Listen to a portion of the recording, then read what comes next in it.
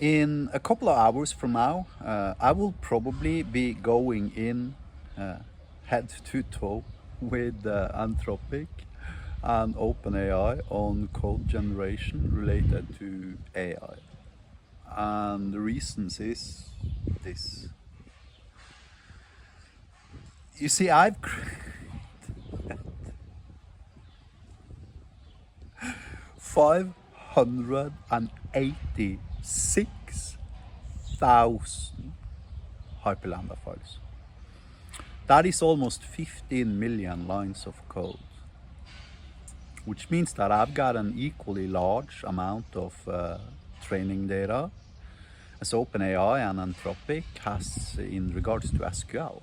And actually I have more. The largest publicly available SQL data set in the world is 450,000 rows, and it has an approximately 20% errors. My corpus is 586,000 rows, and it has an error ratio of approximately 0.5%. To understand why is to realize first I created literally 330,000 of these guys. Now the way I created them was that first I create one valid example I know for a fact actually works, and then I distill it by removing nodes. It's very easy for me to generate new structures in Hyperlambda because Hyperlambda is just a graph object. So in theory, any one single node in that graph object becomes in theory a valid Hyperlambda object. So I can, if I have a graph of an original piece of functionality that does something that I manually wrote, then I can decompose that down to 30 valid Hyperlambda snippets like this with completely different structures. Right, so for 15 months, ever since February of 2025, I have created these things. I need to emphasize that of the 330,000 snippets, they've been prompt augmented 4 times exactly. Right, so you can divide that number by 5 to get the number of unique structures, at which point you're down to an approximately 66,000 unique completions. Right, the rest is prompt augmentation, same prompt, different prompt, new code.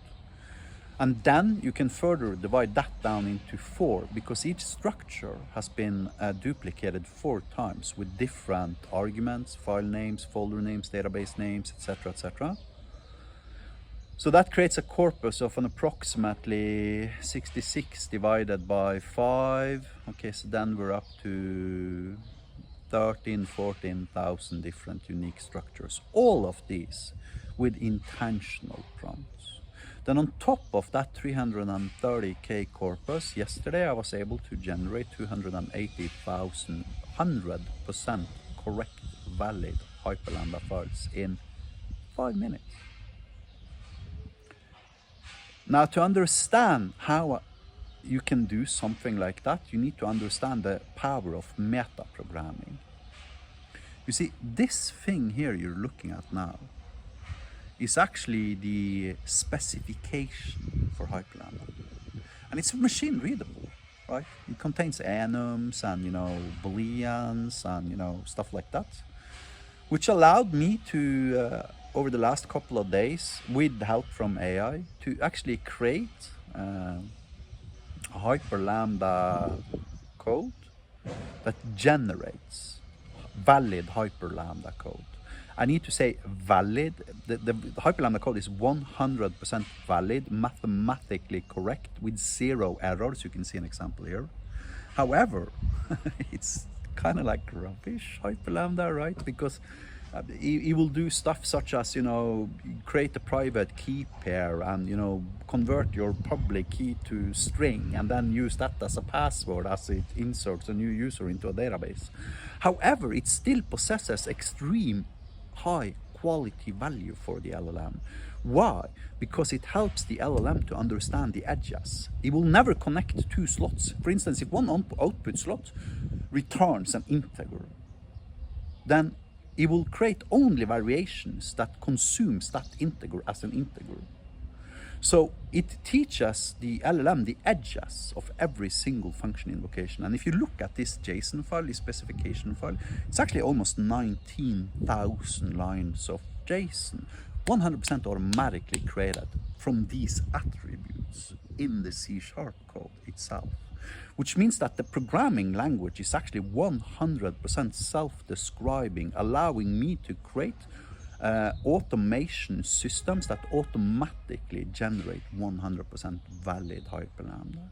And as an additional bonus, this allows me to, in the future, build deterministic validators that can actually validate that the Hyperlambda is 100% correct before it executes it.